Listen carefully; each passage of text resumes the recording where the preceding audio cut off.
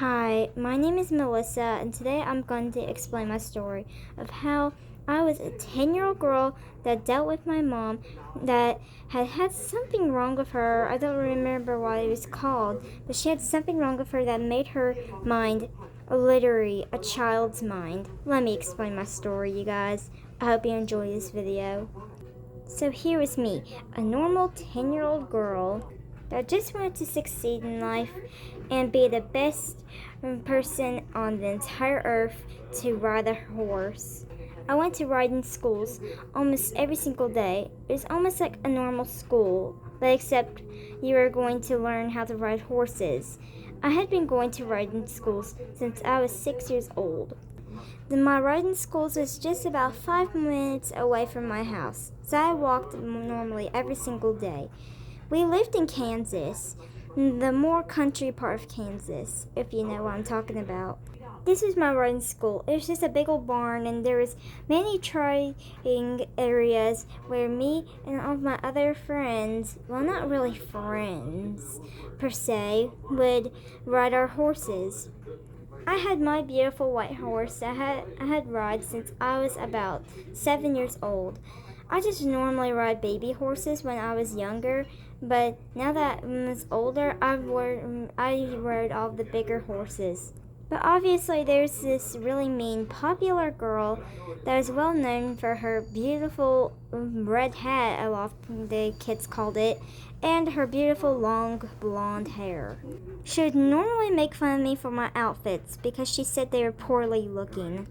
Ugh, your outfit is disgusting looking. Don't you not know fashion? Like, yuck. Ugh, can you just leave me alone? No, I don't think I really want to leave you alone. But we had this really nice riding teacher, and her name was Margaret. She had worked at the riding school for 10 years and had taught me for the 4 years that I had been going to the riding school. We had grew so close that we even had each other's phone numbers on our phone. But one day she had asked me a question.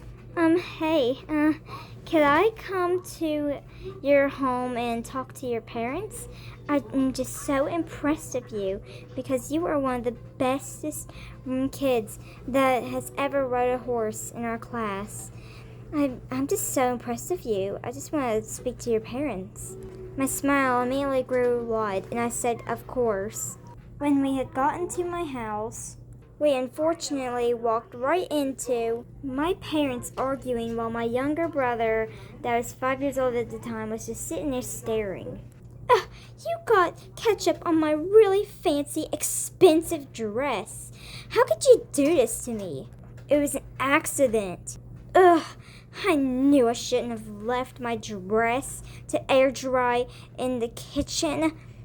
You're such a klutz. I should have known that you would have spilt something on it. Like literally. You are literally the ugliest person ever. Oh yeah? Well, pack up. Pack your things and get out of this house.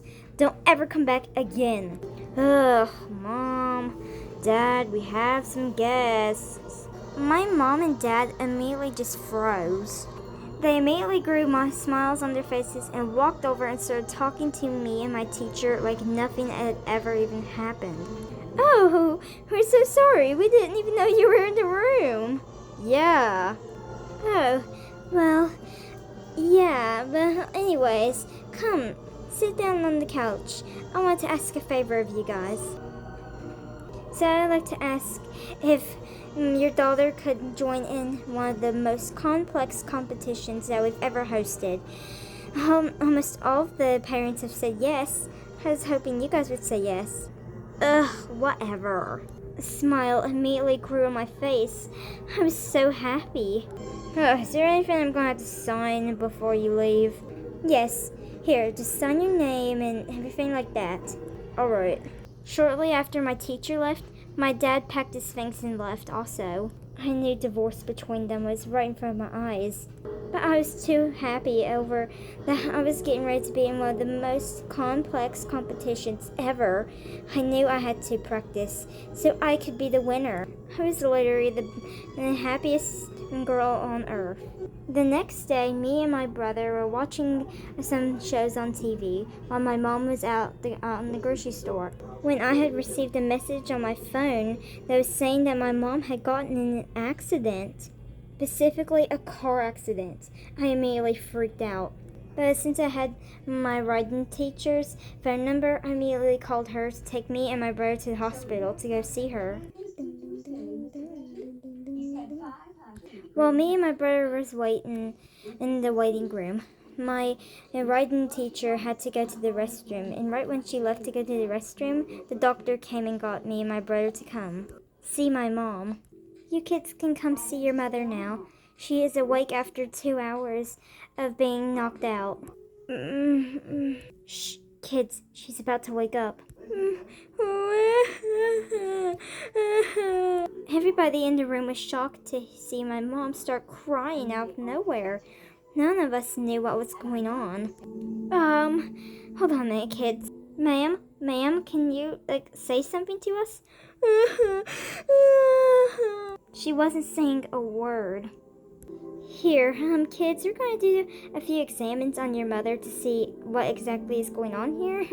I could tell on the doctor's face that she had no idea what was going on here. When the doctor came back in the room with my mother on a wheelchair, still crying, the doctor showing us some pictures. So we found something wrong with your mother's brain. A nerve in her brain was hit, and which is causing her to start technically all over in life, even though her appearance doesn't look like what, you know. Me and my brother were shocked. So technically she's going to be aging as a child again, all over again. Now this might be rare and it might heal in about 5 years, but if it's not healed in about 5 years, it's probably permanent. Me and my brother freaked out. I said that I had to go to the restroom for a minute. I was freaking out. I was literally thinking, am I going to have to be the parent of my mom for the rest of forever? What if she never heals? What if I'm going to be paying all the bills and doing all this and that? I'm not ready for that. I immediately bursted in tears. A couple of days later, when we were ready to come home, my mom was acting like a total baby. Oh my god. No. Shush, it's okay. The first 6 months taking care of my mother was crazy. Horrible. It was horrible. Oh, putting adult diapers on my mother and changing her every single day. Ugh.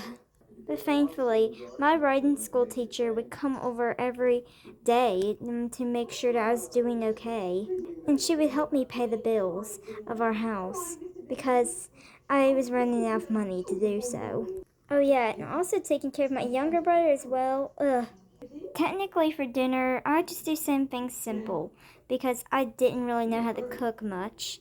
But if I really wanted a high top meal, I'd have to have my riding school teacher come and cook for me.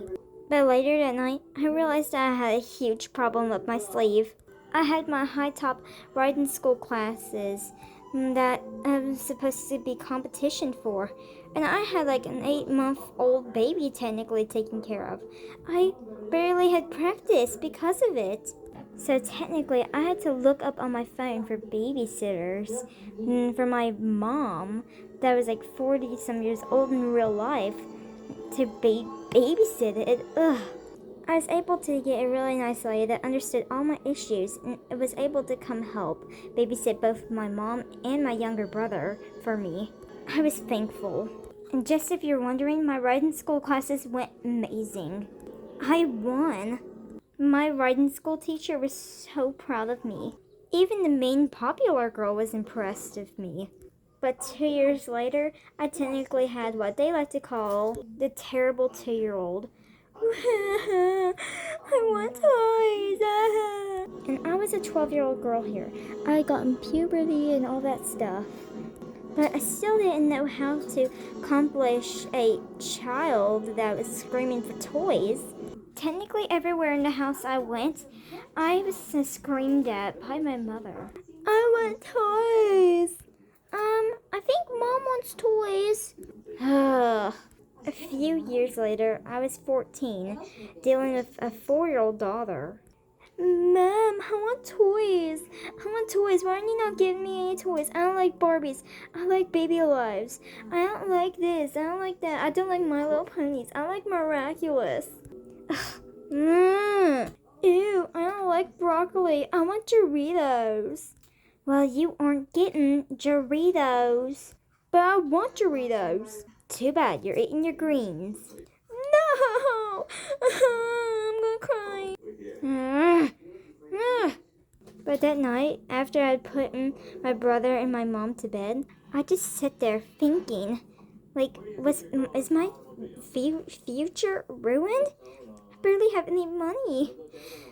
Let me look at my bank account. But when I checked my bank account, well, technically my mom's bank account, I seen, what? $13 billion? I was shocked. At first, I thought it was some kind of prank, but then I realized it wasn't. I was able to do so much with this money. I hired a babysitter that came almost every single day and a maid that would help clean.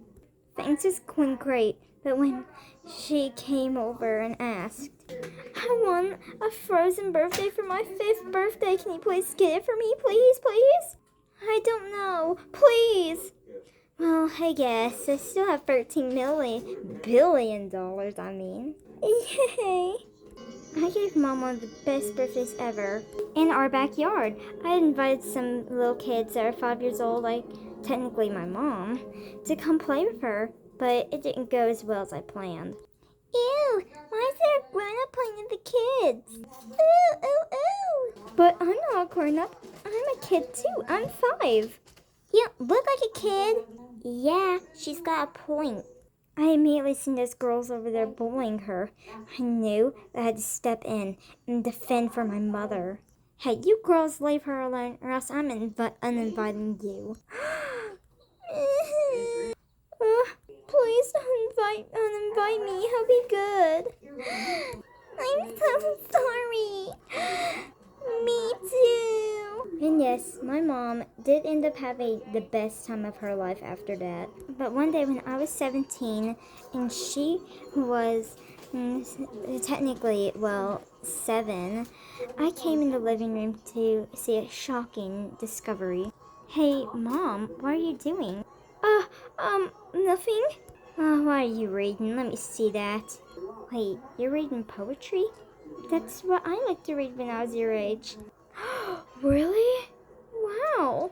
Me and my mom sat there and talked for a long time and just read together. I immediately knew what my future was meant to be. Not riding horses, but instead making books about my life and how I wanted to used to ride horses. Soon, I became a 20-year-old, and my mom was 10. Things has kind of still been how they used to be to this day.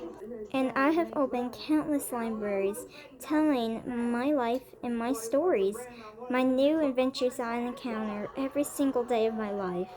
And yes, I am still talking to my writing school teacher to this day. She is super proud of me for the decisions I've made all throughout my life. And yes, if you guys have guessed what this story has told to you, well, if you haven't guessed it, let me explain. That you might want to do things that you are dreaming of as a child. But as you get older, you might start to think that that isn't what you have ever wanted to do. Really, isn't what you've really wanted to do. Because, well, do what you've really wanted to do, but you've just kept inside. And yes, nothing is impossible in life. You can do whatever you want. I hope I taught a very valuable lesson to all of you today, but I'm going to be signing off now. Goodbye, everybody. Hope you enjoyed this video. Please like and subscribe to my channel.